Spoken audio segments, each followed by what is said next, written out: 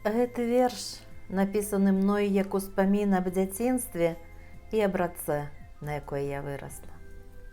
З тых пор прайшло нелічана гадоў, ды памяць часта там мая блукае, дзе ўздоўж балот палескіх і лугоў рака майго дзяцінства працякае.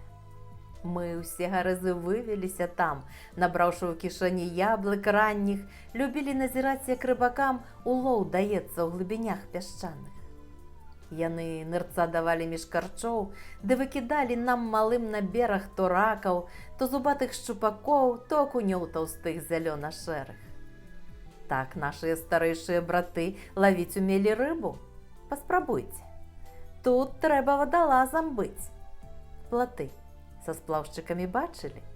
Дык чуйце. Канава, што празвалася бычком, у сцвігу несла воды праз балоты. Па ёй платы з дубраў і саснякоў сплаўлялі ў рэчку дзядзькі ў чорных ботах. Ад берагу да плоту метры 3. Адпіхнешся на жабкі да бярвенняў. Баішся, аж трасецца ўсё ўнутры.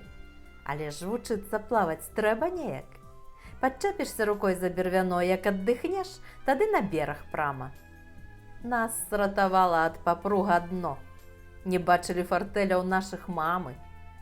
А потым, калі крыху падраслі, і хлопцы ўжо на нас заглядваць сталі. Па сцвізе мы ганялі на віхры 30-м са сваёй сяброўкай Валяй. У дрывотні каля сцвіжанскай вады маёй сяброўкі маці з прычытаннем яго хавала ўпарта ад бяды. Але калі квяцістым летнім раннем на працу трэба ёй ісці было, ці адлучыцца па вясковых справах, на сцвігу зноў цягнулі мы вясло і віхр 30 па расістых травах. Было нялёгка, вам хачу сказаць, матор завесці шворкай летнім раннем, каб кавалерам форсу паказаць. Ды што не зробіш ты дзеля кахання? Насы задралі, валасы назад, ляцім пад мостам міма другай палі. Той, як учора бачу далягляд. На пенсіі ўжо сяброўка Валя, ды мне ўжо да яе рукой падаць. Мінулым летам з лёгкім хваляваннем сюды прывезла ўнукаў. Паказаць раку майго дзяцінства на світанні. Заскочыўшы ў ваду з высокіх траў, крычала ўнучка: «Мусіць, тут гарбата?» А ўнук за ёю след лямантаваў: «Глядзіце, колькі колы тут багата!» Так, сапраўды, у сцвізе ўся вада падобна на гарбату і на колу. На торфе настаялася яна, распавядаў ім важна дзед Мікола. Старэйшы ўнук з-пад вербы назіраў, чаго, маўляў, крычыць малеча гэта. А потым раптам мне прапанаваў: «Давай тут застанемся на ўсё лета». Адкінуў дзеран зверху колькі мог, дастаў для іх пяску дзядуля Гена, і, выйшаўшы з вады яны ўтрох, у пясочак заваліліся імгненна. Гарэзы тут гулялі да абеду, смяяліся. Распавяла я ім, што тут, калі пабачыла іх дзеда, то вырашыла, будзе ён маім. Кажу я ўнукам, што калі ў волю ў сцвіжанскай купаешся вадзе, то ўжо з табой не здарыцца ніколі ні гору, ні хваробе, ні бядзе. Так некалі дачкам сваім казала, і ўсё заўжды збывалася падчас. Здалёку сцвіга нас заўжды чакала. Падпітвае зямля радзімы нас.